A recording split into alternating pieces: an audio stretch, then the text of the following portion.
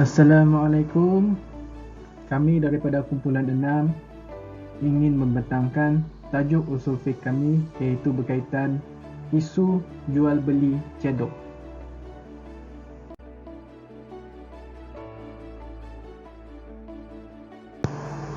Ahli kumpulan kami ialah Muhammad Haziq bin Abzillah, Nur Atira binti Syamsuddin, Sharifah Nur Asyadiyah binti Shah Abdullah, Izul Naufal bin Muhammad Aridi.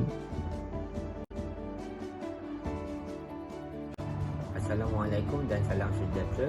Hari ini saya akan membentangkan pengenalan tentang trend jual beli cedok. Sejak akhir-akhir ini, trend jual beli cedok semakin mendapat perhatian sekarang, di mana peniaga akan mempromosikan barangan yang ingin dijual kepada pengikutnya di media sosial. Dengan adanya perkembangan media sosial, peniaga akan mempromosikan barangan yang ingin dijual kepada pengikut mereka seperti jualan langsung di TikTok. Semasa jual beli cedok, peniaga akan mencedok pelbagai jenis barang yang diletakkan di dalam bekas dengan menggunakan sendok atau seumpamanya.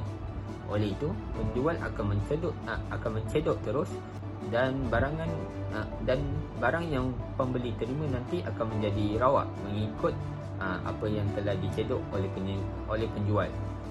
Antara barangan yang dijual ialah gula-gula, aksesori, kosmetik dan seumpamanya dengan harga tertentu untuk satu sudut.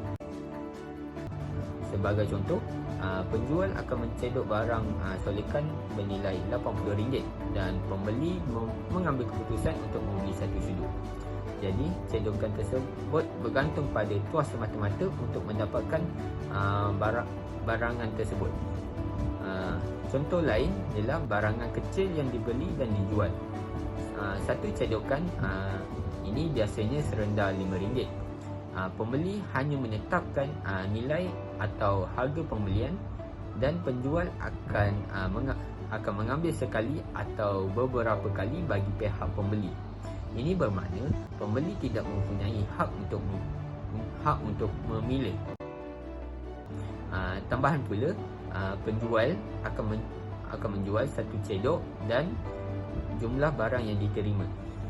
Contoh yang terakhir adalah selain jual beli cedok, kebelakangan ini ada juga penjual yang memasukkan barang ke dalam bekas kecil. Pembeli menentukan berapa bekas yang ingin dibeli dengan syarat membayar terlebih dahulu. Contohnya RM40 untuk 5 bekas. Kemudian penjual akan memilih 5 bekas kecil yang benar-benar tidak nampak isi di dalamnya dan bergantung kepada tuas sahaja. Apa yang telah dipilih oleh penjual dianggap telah dijual kepada pembeli tanpa sebarang pilihan lanjut untuk pembeli. Oleh itu, secara prinsipnya segala bentuk jual beli adalah wajib, tetapi boleh bertukar menjadi makruh atau haram kerana wujudnya unsur-unsur yang tidak dibenarkan oleh syarak seperti gharar, maisir dan sebagainya dalam urus niaga. Oleh itu, kita sebagai individu muslim harus menjauhi transaksi yang mengandungi semua unsur yang tidak dibenarkan supaya hidup di dunia ini diberkati oleh Allah Subhanahu Wa Taala. Seterusnya saya mempersilakan ahli lain untuk membentangkan perbentangan mereka. Sekian, terima kasih. Assalamualaikum, saya Nur Atira binti Syamsuddin, biji 21110167. Okey, seterusnya ialah hukum asal jual beli. Menurut fuqaha, jual beli ialah akad yang merujuk kepada pertukaran sesuatu harta dengan harta yang lain bagi tujuan pemilikan yang kekal. Maksudnya, pertukaran akad tersebut mestilah wujud pertukaran barang dengan barang lain untuk menjadi hak milik seseorang itu. Jual beli juga mesti membabitkan sesuatu yang syarak menilainya dengan harta. Tidak boleh membabitkan pemilikan dan penyerahan hak dan tidak boleh ditetapkan untuk tempoh tertentu sahaja. Hukum jual beli ialah harus. Oleh itu, dalam jual beli wujudnya akad, maka setiap akad itu mempunyai rukun-rukun dalam jual beli. Terdapat 3 rukun, yaitu rukun pertama penjual dan pembeli, rukun kedua ialah sigha akad, dan rukun ketiga ialah barangan dan harga. Rukun pertama ialah penjual dan pembeli. Terdapat 3 syarat yang harus dipatuhi oleh penjual dan pembeli. Syarat pertama ialah waras. Waras dari segi balik, berakal dan boleh menguruskan harta dengan baik. Ini bermaksud kanak-kanak atau orang gila, urusan jual beli mereka adalah tidak sah kerana mereka tidak boleh mengurus harta itu dengan baik. Yang kedua ialah bebas membuat pilihan ketika berakad. Maksudnya ialah penjual dan pembeli apabila dia melakukan urusan jual beli, dia haruslah melakukannya dengan kemahuannya sendiri tanpa paksaan. Maknanya penuh kebebasan dan kerelaannya. Yang ketiga ialah boleh melihat. Tidak sah jual beli bagi orang yang buta kerana wujudnya kejahilan yang ketara. Maknanya akan wujudnya penipuan dalam urusan jual beli dan ketidakadilan kepada si buta. Maka dia perlu mewakilkan kepada orang lain untuk urusan tersebut. Sigha akad ialah persetujuan, lafaz persetujuan di antara penjual dan pembeli. Persetujuan akad ini menunjukkan makna sigha boleh diterima berdasarkan adat kebiasaan orang ramai atau kepahaman bahasa mereka. Contohnya, penjual melafazkan saya jual dengan harga sekian dan dijawab oleh pembeli saya beli atau saya terima, atau pembeli hanya memberi isyarat tunduk atau iya. Maka dengan itu urus jual beli adalah sah. Syarat ini wajib bagi mengelakkan sebarang kekeliruan dan cobaan menipu yang boleh mengundangkan perbalahan, pergaduhan. Dan rukun yang terakhir ialah barangan dan harga. Terdapat 6 jenis barangan jualan dan harganya yang disyaratkan. Pertama ialah barangan jualan hendaklah wujud ketika akad dilakukan. Barangan jualan yang tidak wujud tidak boleh dijual. Contohnya, penjual ingin menjual anak kambing yang masih dalam kandungan atau dalam perut kambing tersebut. Jadi anak kambing itu belum tentu pasti kewujudannya ataupun selepas kelahirannya akan wujudnya ketidaknormalnya fizikal ataupun mati selepas dilahirkan. Maka anak kambing itu masih dikira barangan yang tidak wujud, jadi tidak salah dalam urusan jual beli. Yang kedua ialah barangan yang dijual mestilah dalam bentuk harta yang bernilai menurut syarak. Maksudnya segala barangan yang dikategorikan sebagai najis seperti arak, bangkai dan anjing tidak sah untuk dijadikan sebagai barangan jualan dan bayaran. Yang ketiga ialah barangan jualan tersebut mestilah boleh diserahkan dari segi fizikal dan syarak. Setiap barang yang ingin diniagakan hendaklah boleh diserahkan kepada pembeli. Ianya tidak akan sah jika penjual tidak dapat menyerahkan barang tersebut kerana kemungkinan wujudnya penipuan atau penjual ingin memperdaya si pembeli. Maka berlakulah ketidakadilan di mana pembeli tidak mendapat haknya. Dan yang terakhir, barangan tersebut mestilah diketahui oleh kedua-dua pihak, iaitu penjual dan pembeli. Barangan yang hendak dibeli haruslah diketahui oleh si pembeli dari segi keadaan barang tersebut, sifat barang dan kadarnya. Contohnya, seorang penjual menjual sesuatu barang di dalam satu kotak, tetapi si pembeli tidak diberi peluang untuk melihat rupa bentuk atau untuk mengetahui bagaimana rupa bentuk barang tersebut. Jadi urus jual beli ini tidak sah kerana dikhuatiri akan wujudnya penindasan atau penipuan dari si penjual. Itu sahaja, terima kasih.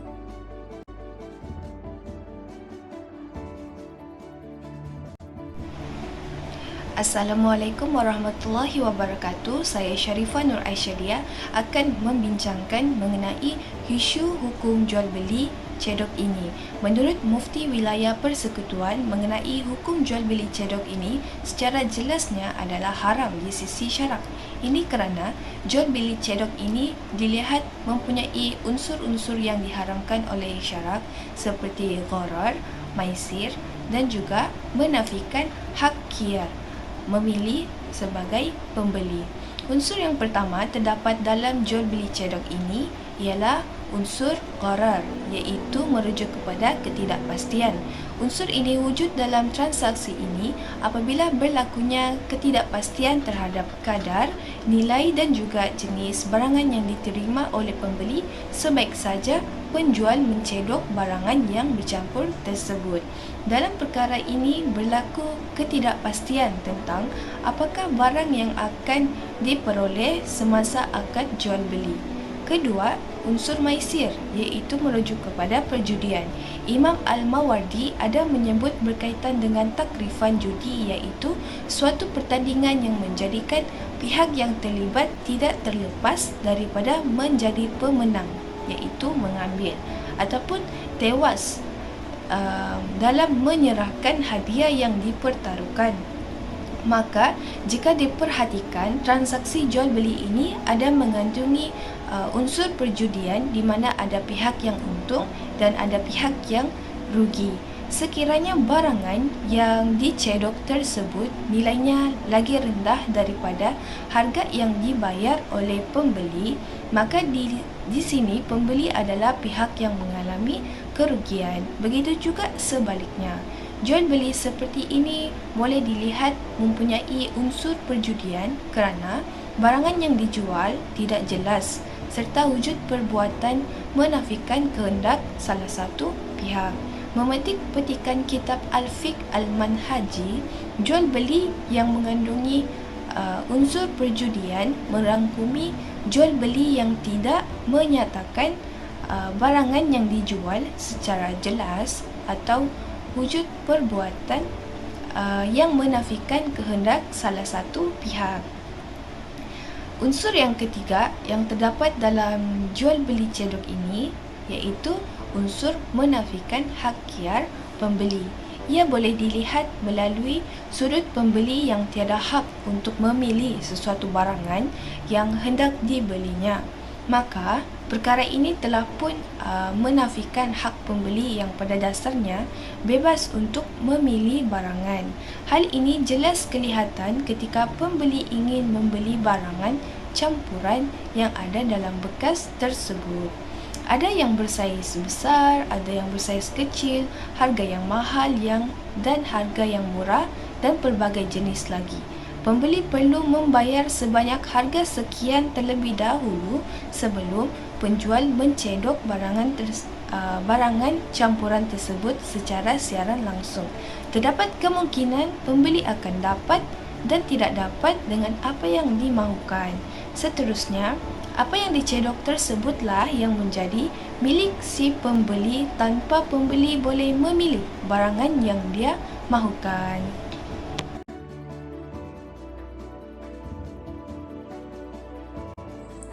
Seterusnya adalah cadangan, iaitu cadangan agar tiada unsur gharar dan maisir dan menafikan hak khiyar pembeli dalam jual beli cedok. Yang pertama ialah mengasingkan barangan yang mempunyai ciri-ciri dan kualiti yang berbeza untuk dijual secara cedok. Yang kedua pula, setiap cedokan haruslah mempunyai sukatan yang tidak diragui, iaitu menggunakan pencedok yang sama sukatan setiap kali membuat jualan agar kuantitinya tidak berbeza-beza pada harga yang sama. Ketiga pula ialah tidak menjual secara cedok terus, tetapi menjual barangan tersebut satu persatu bagi barangan yang mudah dikira bilangan kuantiti atau secara timbang bagi barangan yang sukar dikira bilangan kuantitinya. Sebagai contoh, barangan kemas yang berbeza warna, bentuk, corak dan material juga dijual secara berasingan dengan harga tertentu.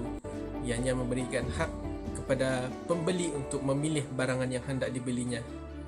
Yang kedua, gula-gula atau asam buah kering yang dicedok kemudiannya ditimbang mengikut berat tertentu untuk dijual pada harga tertentu agar perkara ini jelas kuantiti yang pembeli dapat secara tepat. Contoh yang lain iaitu jual beli cedok tetapi bukan seperti yang viral ini. Yang pertama, jual beli cedok beras, bijirin, gandum seperti zaman dahulu, yang mana pada zaman dahulu setiap gandum dicedok mengikut sukatan. Jadi hendaklah menggunakan pencedok yang sama sukatan setiap kali ingin menjual mengikut harga yang sama dengan kuantiti yang sama. Namun di sini saya nak kongsikan mengenai gharar al-yasir, iaitu ketidakpastian yang sedikit dan sukar untuk dielakkan. Dalam setiap cedok beras berkemungkinan ada beras yang patah atau rosak sedikit. Walau bagaimanapun, ketidakpastian yang sedikit ini dimaafkan kerana sukar untuk dielakkan, melainkan ada kemampuan menggunakan teknologi yang canggih untuk memastikan setiap butir beras adalah beras yang baik-baik semuanya. Selain itu, jual beli cedok kacang rebus sangat popular pada zaman sekarang. Sama juga seperti beras tadi, gharar al-yasir juga boleh ada dalam jual beli ini. Kadang-kadang boleh dapat kacang yang tebal isinya atau boleh dapat kacang yang buruk isinya. Tetapi tidak boleh penjual memastikan semua isi di dalamnya adalah baik-baik semuanya untuk dijual.